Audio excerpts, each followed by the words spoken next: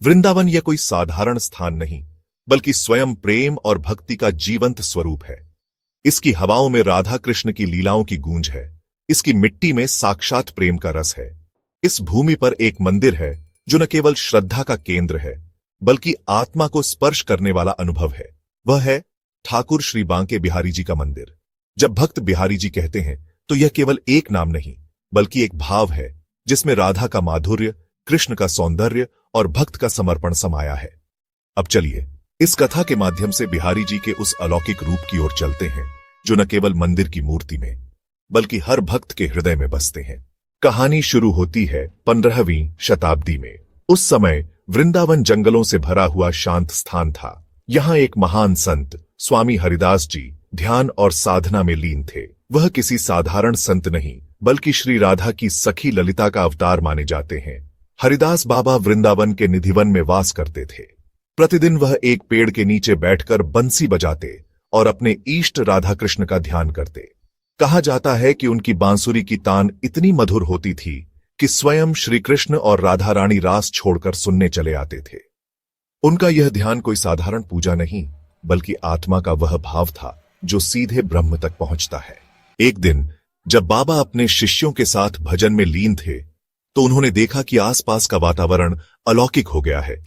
हवा ठहर सी गई, तुलसी की पत्तियां हिलना बंद हो गईं और एक दिव्य प्रकाश चारों ओर फैल गया। स्वयं राधा कृष्ण उनकी भक्ति से प्रसन्न होकर प्रकट हुए। वे रासस्वरूप में थे। बाबा की आंखों में आंसू थे। उन्होंने हाथ जोड़कर निवेदन किया, हे प्रभु, संसार के कल्याण हेतु कृपा करे और इसी रूप में स्थायी रूप से यहीं विराजें। तब राधा कृष्ण ने कहा, हे भक्त, हम तुम्हारे प्रेम से प्रसन्न हैं। हम एक मूर्ति स्वरूप में परिणत होकर यहां विराजमान होंगे। और उसी क्षण वह दिव्य स्वरूप मूर्त रूप में बदल गया। यही स्वरूप बांके बिहारी जी के नाम से प्रतिष्ठित हुआ। श्री विग्रह के प्रकट होने के बाद स्वामी हरिदास जी ने उस स्थान पर एक कुटिया बनाई जहां भक्त दर्शन के लिए आने लगे। कई वर्षों बाद 1864 में गोसाई जगन्नाथ जी के मार्गदर्शन में वर्तमान बांके बिहारी मंदिर का निर्माण हुआ। यह मंदिर न केवल भव्य है, बल्कि उसकी हर ईंट में राधा कृष्ण की लीला की छाप है। इसका वास्तुशिल्प राजस्थान और मुगल शैली का संगम है। बांके बिहारी जी की मूर्ति राधा और कृष्ण का एक रूप मानी जाती है। यह संसार में दुर्लभ मूर्तियों में से एक है जिसमें दोनों का अभेद रूप दर्शाया गया है। मंदिर में ठाकुर जी के दर्शन के समय हर कुछ क्षणों में पर्दा खींचा जाता है। यह इसलिए किया जाता है क्योंकि ऐसा माना जाता है कि उनकी दृष्टि में अद्भुत आकर्षण है।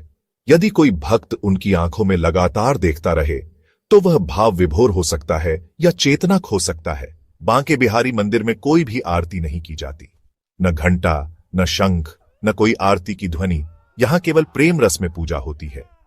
यह परंपरा रस संप्रदाय से जुड़ी है, जहां भाव और माधुर्य को प्राथमिकता दी जाती है। ठाकुर जी की सेवा छोटे बालक की तरह की जाती है। उन्हें न अधिक गर्म खाना दिया जाता है, न अधिक ठंडा। उन्हें सोने से पहले दूध पिलाया जाता है और बिस्तर पर लेटाया जाता है। स्वामी हरिदास जी के वंशज आज भी ठाकुर जी की सेवा करते हैं। यह सेवा वंशानुगत होती है और अत्यंत नियमों से बंधी है। झूलन उत्सव, होली, शरद पूर्णिमा, जन्माष्टमी और अन्नकूट जैसे पर्व विशेष रूप से मनाए जाते हैं। इन दिनों में मंदिर में दिव्य श्रृंगार और झांकी होती है। भक्तों ने अनुभव किया है कि उन्हें दर्शन के समय ठाकुर जी ने नजर भर के देखा, मुस्कुराए या नयन मूंदे। मूर्ति के वजन में भी अंतर आता है, कभी भारी, कभी अत्यंत हल्की। कई भक्तों को स्वप्न में दर्शन हुए हैं। स्वामी हरिदास जी के संगीत की परंपरा आज भी जीवित है। यहां भजन, गायन और माधुर्य रस से भरी संगीत सेवा प्रमुख है। यहां घंटा, डमरू, ढोल, नगाड़ा, शंख आदि वाद्य यंत्रों का प्रयोग वर्जित है, क्योंकि यह शांत रस का मंदिर है जहां प्रेम ही संगीत है। भक्त कहते हैं कि वे वृंदावन जाने का निर्णय नहीं करते, बांके बिहारी जी स्वयं उन्हें बुलाते हैं। और जब एक बार कोई भक्त दर्शन कर लेता है तो वह बार बार लौटने को विवश हो जाता है। रात्रि में निधिवन में कोई नहीं रुकता। मान्यता है कि राधा कृष्ण वहां आज भी रास रचाते हैं। सूरज ढलते ही निधिवन को पूरी तरह बंद कर दिया जाता है। यहां रात में प्रवेश करना सख्त मना है। यहां सैकड़ों तुलसी के पेड़ हैं जो जोड़ी में होते हैं और कुछ टेढ़े मेढ़े छोटे आकार के हैं। रात्रि के लिए जो बिस्तर, झूला और श्रृंगार रखा जाता है वह सुबह अस्त व्यस्त मिलता है।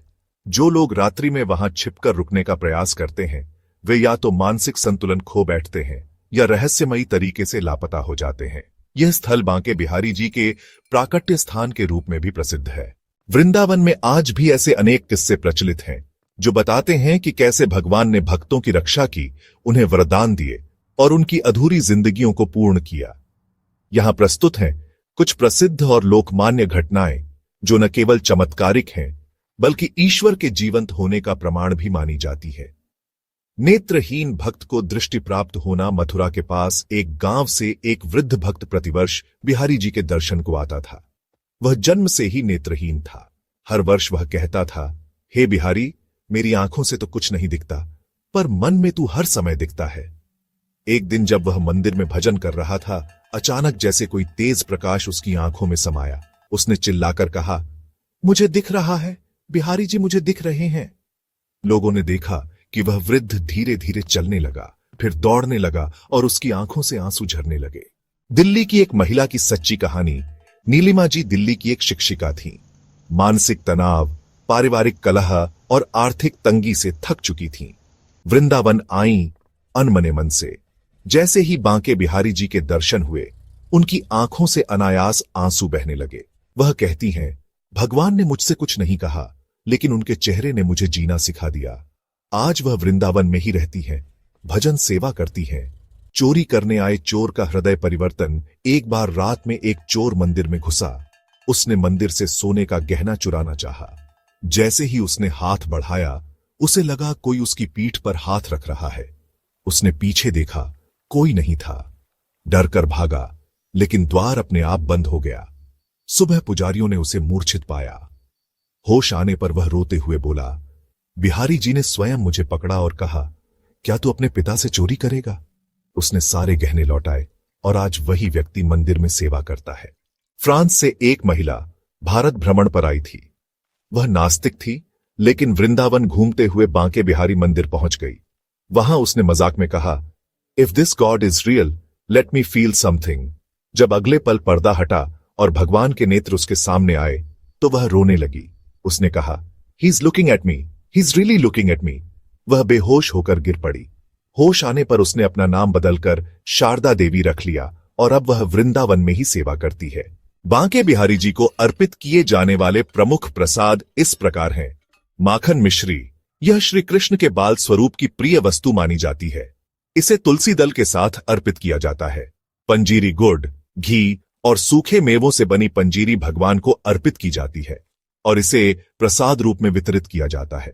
रबड़ी या दूध से बने मिष्ठान्न ब्रजभूमि में दूध और उससे बनी चीजें अत्यंत प्रिय हैं। इसीलिए बिहारी जी को रबड़ी, मावे के लड्डू, पेड़ा इत्यादि भी चढ़ाए जाते हैं। मौसमी फल, तुलसी दल सहित मौसमी फल जैसे केला, अनार, अंगूर, सेब आदि भी अर्पित किए जाते हैं। तुलसी दल हर भोग और प्रसाद में तुलसी दल अनिवार्य होता है। बिना तुलसी प्रसाद अधूरा माना जाता है। फूलों की माला और इत्र प्रसाद के साथ साथ फूलों की सुंदर मालाएं और शुद्ध इत्र भी भगवान को अर्पित किए जाते हैं। मान्यता है कि श्री बांके बिहारी जी को प्रेम से अर्पित की गई कोई भी वस्तु, चाहे वह साधारण हो या विशेष, वह अत्यंत प्रिय होती है। श्रद्धालु अपने घरों में बिहारी जी के लिए श्रृंगार सामग्री, वस्त्र और चंदन भी ले जाते हैं। बांके बिहारी जी केवल एक देवता नहीं, वे प्रेम का साक्षात स्वरूप हैं। उनके दर्शन मात्र से मन शांत हो जाता है, आत्मा आनंद से भर उठती है और हृदय में भक्ति की तरंगें उठने लगती हैं। वृंदावन की गलियों में गूंजता उनका नाम और मंदिर में फैली उनकी मधुर मुस्कान आज भी भक्तों को यह विश्वास दिलाती है कि ईश्वर साकार है और प्रेम के रूप में हमारे बीच विराजमान है। यदि जीवन में कभी भ्रम हो, दुख हो या कोई दिशा न दिखे, तो एक बार बिहारी जी के दरबार में नतमस्तक हो जाइए। शायद आपकी आंखों से अश्रु बह निकले और वहीं से शुरू हो जाए आपके जीवन की नई यात्रा, प्रेम, भक्ति और शांति की यात्रा। अगर आपको यह वीडियो पसंद आया हो तो लाइक करें, शेयर करें और चैनल को सब्सक्राइब करना बिल्कुल न भूलें। बेल आइकन दबाएं ताकि आपको हर नई पौराणिक कथा की सूचना सबसे पहले मिले। नीचे कमेंट में जरूर बताएं कि आपको बांके बिहारी जी की कौन सी लीला सबसे प्रिय लगी। आपका एक छोटा सा सहयोग हमें और बेहतर वीडियो बनाने की प्रेरणा देता है। जय श्री राधे, जय श्री बांके बिहारी जी।